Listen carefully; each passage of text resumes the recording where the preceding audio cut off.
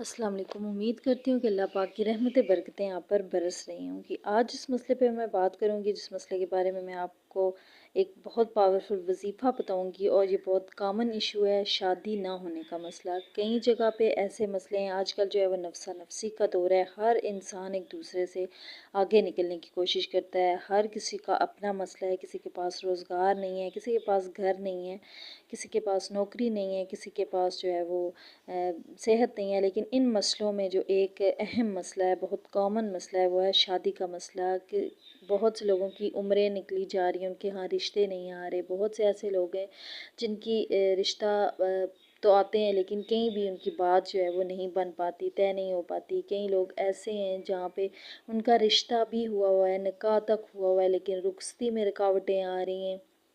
तो इन सब मसलों का हल एक वजीफ़ा करेगा, जो मैं आज की वीडियो में आपके साथ शेयर करूंगी।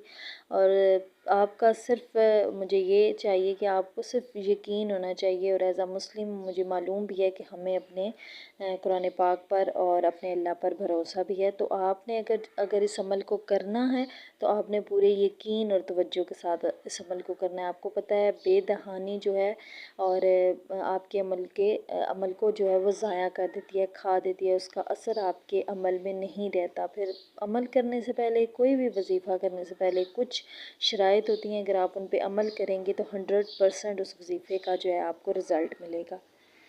अमल बताने से पहले कुछ शराइत आप नोट कर लें। हो सकता है कि आपको ये शायद मालूम भी हों, लेकिन हमें मालूम होने के बावजूद भी हम उन चीज़ों पे अमल नहीं करते। तो शर्त नंबर पहली ये है कि आपका जिस्म पाक साफ़ हो। आप जो है जिस जगह पे बैठ के ये वजीफ़ा करें, वो जगह पाक साफ़ हो।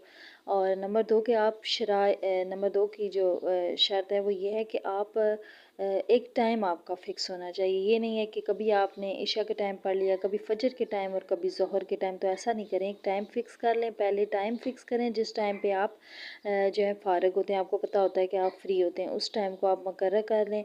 और नंबर थर्ड शर्त ये है कि आपका 100% यकीन हो। और ये नहीं है वजीफ़े में आपने कोई बात वगैरह नहीं करनी, तन्हाई में आपने करना है। बात ना करने का मतलब ये है कि मतलब फिर आपका ध्यान उस चीज़ की तरफ चला जाता है जो आप बात कर रहे होते हैं, और उस आयत की तरफ से, उस वजीफ़े की तरफ से आपकी तवज्जो हट जाती है। और ऐसा जो है ना, ये बार बार हमारे साथ शैतान ही कर रहा होता है, हमें वसवसे डाल रहा होता है हमारे दिल में कि हाँ ये हो गया है, वो हो गया है। तो इन चीज़ों को आपने हटा के पहले आपने औज़ु बिल्लाहि मिनश्शैतानिर्रजीम पढ़नी है। आपने अल्लाह पाक से जो है वो शैतान मरदूद से उसकी पनाह मांगनी है, अल्लाह से।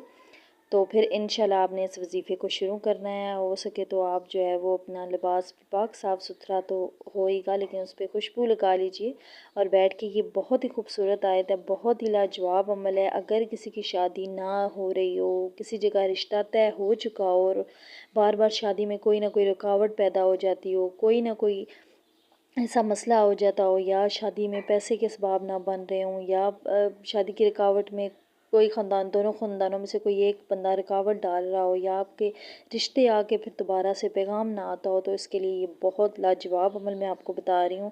आप इसको नोट कर लें कि अव्वल आखिर 11 11 बार आपने दुरूद पाक पढ़ना है, और दुरूद इब्राहिमी जो है अगर आप पढ़ें तो ज़्यादा बेस्ट है।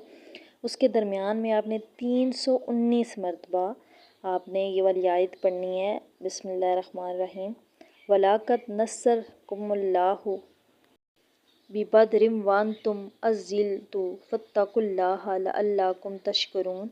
ये सूरह आले इमरान की आयत नंबर 123 है। इसको आपने मुसलसल 21 दिन तक पढ़ना है। इन 21 दिन में इंशाअल्लाह आपकी शादी के इसबाब पैदा हो जाएंगे। एक दफ़ा फिर अमल नोट कर लीजिए कि अव्वल आखिर आपने 11 11 बार दुरूद पाक पढ़ा, दरमियान में आपने सूरह आले इमरान की आयत नंबर 123 को 319 मरतबा आपने इस आयत को पढ़ना है। और फिर बाद में आपने 11 बार दुरूद शरीफ पढ़ने के बाद आपने दुआ मांगनी है अपने रिश्ते की। तो इंशाअल्लाह अल्लाह पाक 21 दिन में, ये मुसलसल जब आप ये अमल करेंगे तो 21 दिन में आपकी शादी के मुकम्मल असबाब पैदा हो जाएंगे इंशाअल्लाह। और ना सिर्फ असबाब पैदा होंगे, मतलब रुकावटें दूर होंगी, बल्कि आपको माली जो आपका होगा, आपका जहेज़ का मसला, वो भी इंशाल्लाह लाजमी हल होगा। और इस जहेज़ के मसले के हल के लिए एक छोटा सा अमल लेकिन बहुत पावरफुल अमल है, और मैं गारंटी से कह रही हूँ, गारंटी से کہ آپ کے اگر آپ کے پاس اسباب نہیں ہے نا مطلب شادی کے، تو اس کے آپ کے دیکھیں گے آپ کیسے اسباب پیدا ہوں گے۔